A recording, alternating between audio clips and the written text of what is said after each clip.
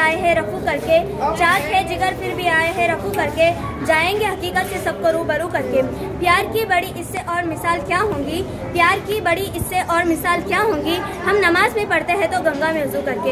यहाँ उपस्थित महानुभाव एवं यहाँ उपस्थित सभी के समक्ष मैं हुमेरा ज़हीर शेख महाराष्ट्र सहित देश में युवाओं पर बढ़ते धार्मिक और जातिवाद का प्रभाव इस विषय पर विचार अभिव्यक्ति हेतु उपस्थित हूँ। यहाँ मंदिर में दाना चूंग चिड़िया मस्जिद में पानी पीती है, यहाँ मंदिर में दाना चूंग चिड़िया मस्जिद में पानी पीती है। यहाँ बुद्ध की उपदेश और ईसा मसीह के बलिदान की गाथा होती है।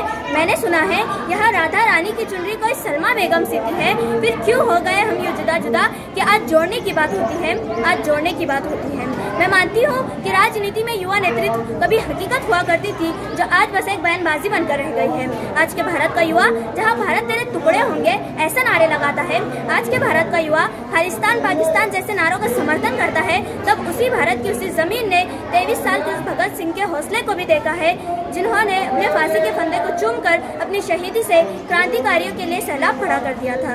इस देश ने बाबा साहेब के उस जज्बे को भी देखा है जहां संपूर्ण दलित समुदाय को अपनी हक की आवाज उठाने की सीख देकर संपूर्ण भारत को आत्मनिर्भर बनाते हैं।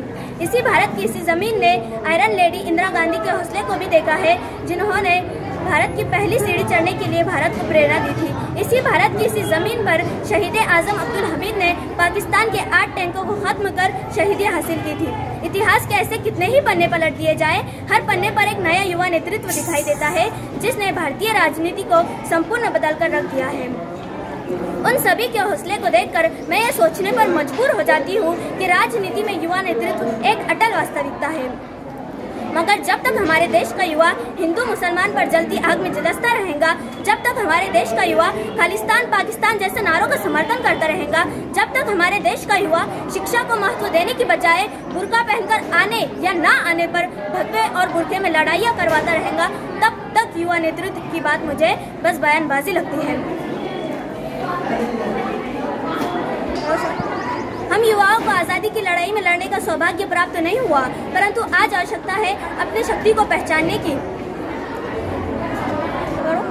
क्योंकि विवेकानंद जी कहा करते थे कि अगर मुझे 100 ऊर्जावान युवा मिल जाए तो मैं इस देश की दशा और दिशा दोनों बदल कर रख सकता हूँ। ऐसे में हम तो 60 करोड़ है, हमारे लिए क्या कठिन, बस आवश्यकता है प्रत्येक युवा को ये जानने की कि वो क्या कर सकता है।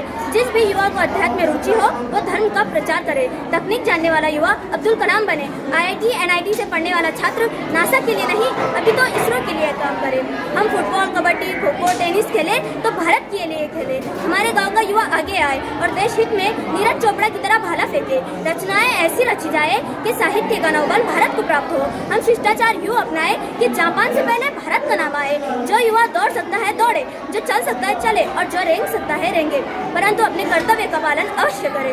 अंत में मैं बस इतना कहना चाहूंगी कि किनारों पर खड़े समुद्र पार होते नहीं, किनारों पर खड़े समंदर पार होते नहीं, नभ को निहारने से चांद तारे हासिल होते नहीं। तोड़ दो अपनी सीमाओं को खुद को और काबिल करो, तोड़ दो अपनी सीमाओं को खुद को और काबिल करो, ताकत दो अपने पंखों को, एक उड़ान और भरो। धन्यवाद।